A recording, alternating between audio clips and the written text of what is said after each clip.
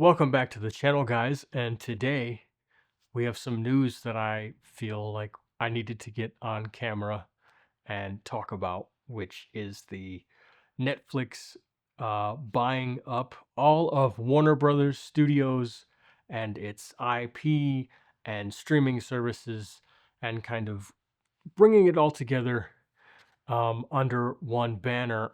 If you guys are new here, hi, my name is Tyler Babb. I am a filmmaker, I'm an editor.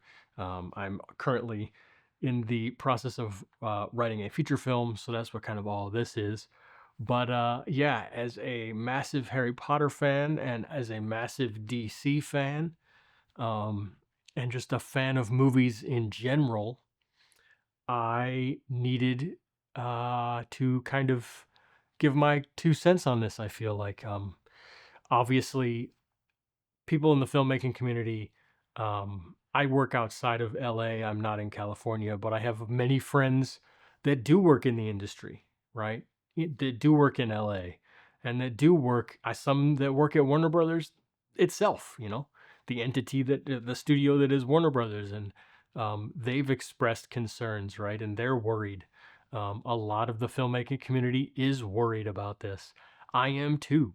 Um, there are questions that we all have, right? Obviously, the CEO of Netflix came out and said that Warner Brothers, under them, Warner Brothers is still going to be its own entity, sort of, and still kind of run business as usual, right? And sure, okay, right, he says that, but the caveat is the deal isn't final yet, and they still have like a year probably until it's final. So is that something that he's just saying until they fully acquire it and then he's going to backtrack? I hope not, but you just never know, right? We're all kind of scared here. We're all afraid because Warner Brothers is a huge part of the theater going experience and Hollywood as a whole, right? Is one of the last remaining pillars that is kind of the studio system. And while there are issues with the studio system, the landscape is changing. And I'm going to sit here and I understand both sides of it, I guess, right? It's like things evolve, right? And things shift and things come and go, and the old models of yesterday are not the same as they are today, right? I think if you're to look at the actual data, right, you have to step out. Like, do I love movie theaters? Yes. Do I want movie theaters to be around forever? Yes. But if you have to step outside of yourself, kind of step outside your ego a little bit and realize that the majority of people want to just stay home, right? It's expensive to go to the movie theater, right? If you have a family. I don't have any children, so it's not terrible for me to go to see a movie if I want to, right? And I even pay for the AMC A-list thing, so like I can just kind of go, not for free, but like I can go whenever I want, right? And I'm not inconveniencing anybody, right? I don't have to plan, you know, for other people's schedules around when I want to go see a movie. Um, but I can still step outside of myself and realize, but if you had to schedule, 4 or 5 other individual people and their schedules, balancing it with sports or all sorts of other things that you have to do, going to the movies, especially in this economy that we're in, goes to the bottom of the list, right? Um, Not to mention, I feel like I feel, honestly, this is my own opinion, I feel like the good writers have left movies and have gone to television. I feel like we've had way better television over the last, 10 years than movies, right? There are very few movies that come out today um that I go, wow, that's, it's just not like it used to be. Before it used to be movie after movie after movie um that really kind of, stood the test of time, or had a great performance, right? Like had great actors. A lot of times actors could carry movie franchises, or could um you'd go out just to see that actor, right? And that doesn't really happen anymore. Um, I think with the advent of social media and everything, and the mystique of and the kind of the the glorifying of celebrity has kind of gone down a little bit because we have access to everybody all the time. So they're not as special anymore. Occasionally you get a few of them that are, right? I think stuff like Avatar, right, that comes out every 3 or 4 years, that's special, right? Um, so yeah, I don't really know where the industry is going to go. But one thing that did strike me earlier today was a lot of people are going to be afraid that Netflix is going to kill the theatrical release for their movies. Well, this is what I have to say in response to that is I hope that they don't, but also as moviegoers ourselves, and if we want to keep movies alive, then we have to go see movies, right? Specifically the ones that Netflix releases within the next year, right? I don't have it in front of me. I don't know what all they have coming out, but I do know that for one, they're releasing the finale of Stranger Things, um, basically New Year's Day. So, and I'm sure they're going to extend that release because I think they've almost all sold out now. My computer just made a noise, so, or my drive made a noise. But anyways, so they're going to obviously extend the release for that. So if you can go see that, by all means, go see that. Even if you have to see it again, we have to, as a collective whole, we have to tell Netflix, yeah, we want you to put your stuff in theaters and we will support you financially doing so, right? That's the only way that we can guarantee that they're going to still keep the theatrical model after they've bought all these IPs and all of the DC and all the Harry Potter and everything that I'm a fan of. You need to support that. Netflix is one example of that. The other example of that would be Greta Gerwig's Narnia film. They're going to put her Narnia movie in theaters. Her rebooted Narnia film is coming to theaters. If you want Netflix to keep producing movies and putting them in theaters, you should probably go support that movie. Regardless of how you feel about her, you kind of now have to put that aside, right? Or however you feel about franchise IP or whatever. I kind of just came to this realization that it's like if you want Warner Brothers to continue to put out movies in the theatrical space and to prevent Netflix from, because they have all the data on their side, basically, right? They could come out tomorrow or they could come out a year from now and say, look, the consumer just isn't coming to the theaters. So it doesn't make financial sense for us to do this anymore. We're not doing it. And they have the data to back that up. More people are watching Netflix, more people are staying home. So unfortunately, the data is on their side. But if we can kind of, in the next year or so, with the theatrical releases that they do put out, if you do show up and if you do spend your money on these things and basically tell them, they can still do their streaming service stuff too, but also we still will want them to put their major films and their major projects into the theater, and we will come out as a population and support that. Maybe, just maybe, that'll shift their mindset and maybe they'll actually take the theatrical release more seriously.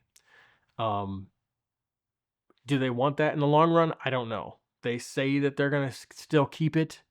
But I don't know. Obviously, we have the Harry Potter TV show that's coming out in a couple years. I think like probably a year and a half from now or whatever. They're in the midst of production on that, and then they're gonna obviously film season 2.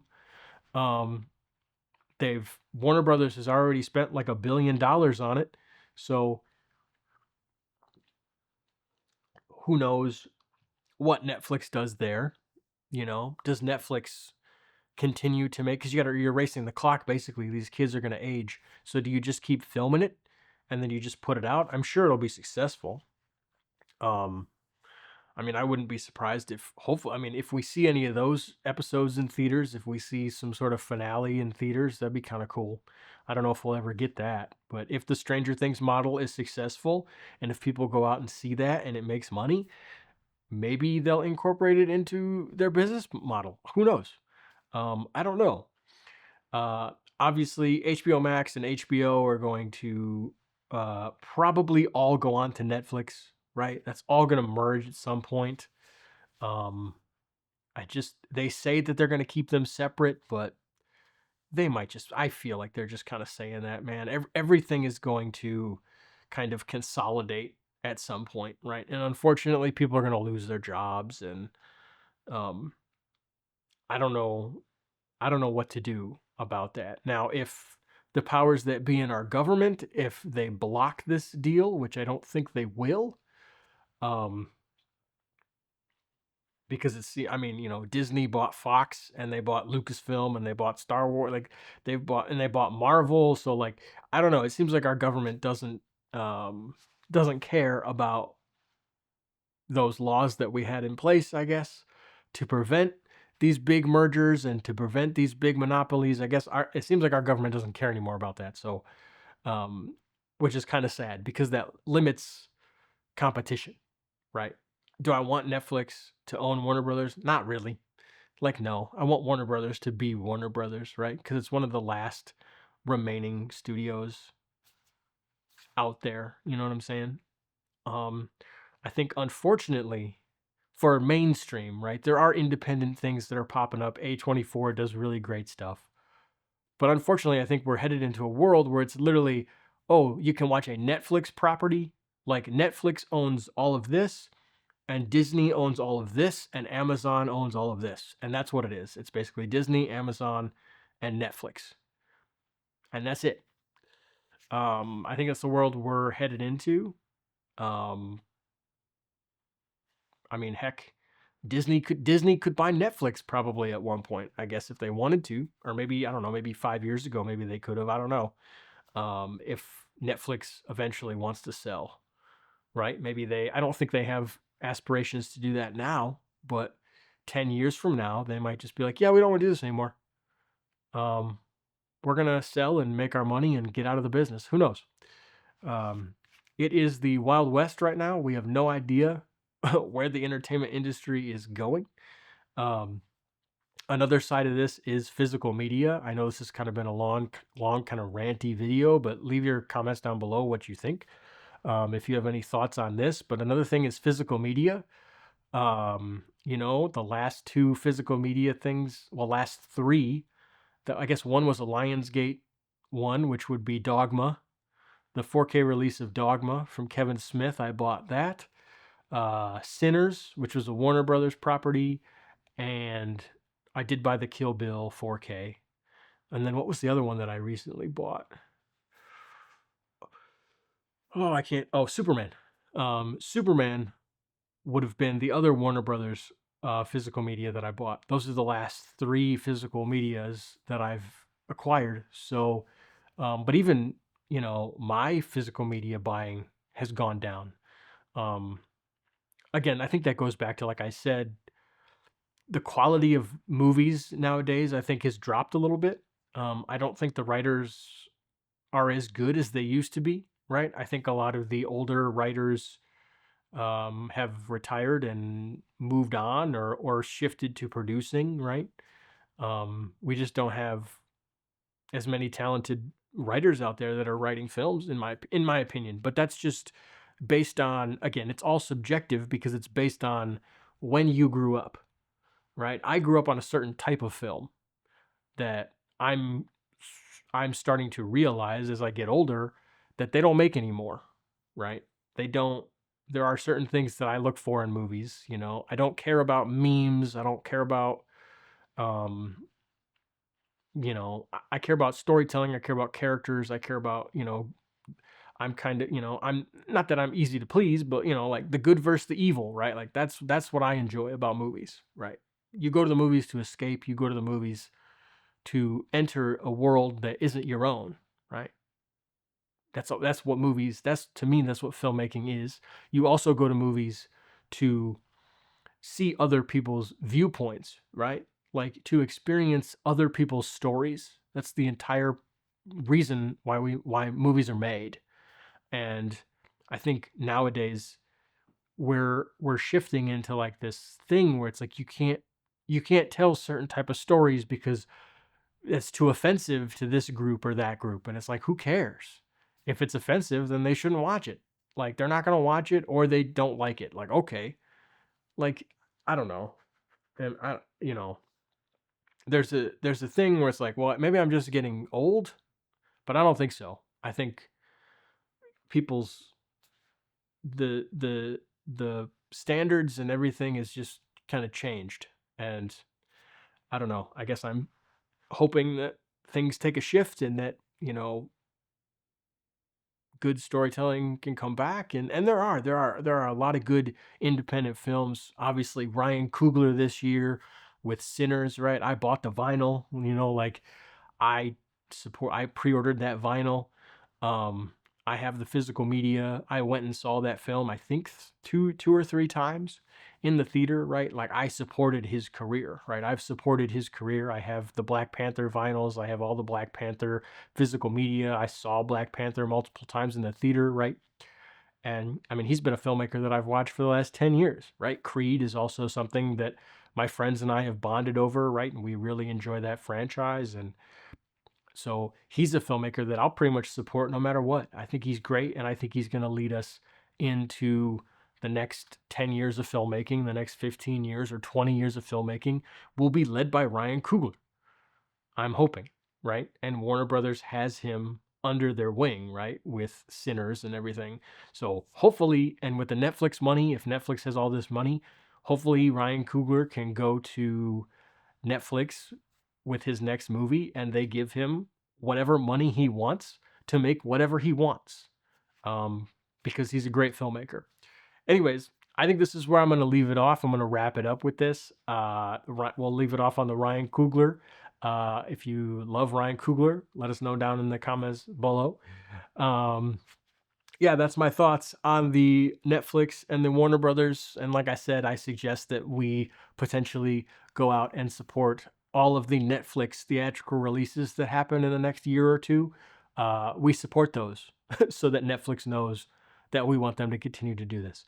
Thank you guys so much. If you enjoyed this conversation, kind of spur of the moment video, I would love to do more of these on the channel and have more filmmaking discussions and all sorts of that.